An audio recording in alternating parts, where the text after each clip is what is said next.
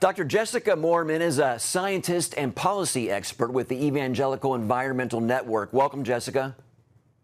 Hi, thank you so much for having me.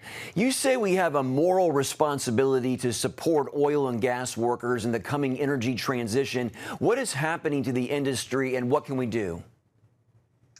Well, the fact is that America has always been an energy innovator, and we've been seeing big changes in the industry and the power sector over the last several decades. Right now, we're seeing renewables, clean energy like solar, wind power, begin to outcompete oil and gas in the marketplace. We're seeing these forms of energy become the cheapest. And what that means is that we have a moral responsibility to help our oil and gas workers transition in this market-driven change that we're seeing. And this isn't the first transition we've seen in energy, even in this decade. With the rise of methane gas production, what we saw were coal workers were displaced and left behind.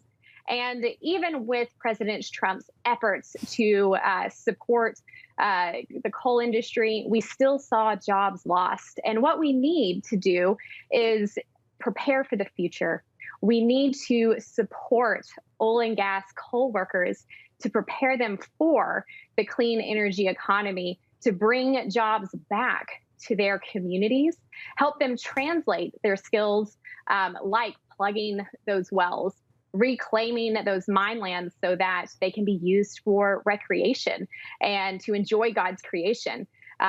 Investment needs to be made in these communities. And I will say, we have seen a commitment from the Biden administration to do so, but I think we all need to hold their feet to the fire to make sure that they do and that they don't leave our critical fossil fuel workers who have really been the engine of making sure that we had prosperity here in the U.S., that as we transition to cleaner sources of energy, that they're not left behind.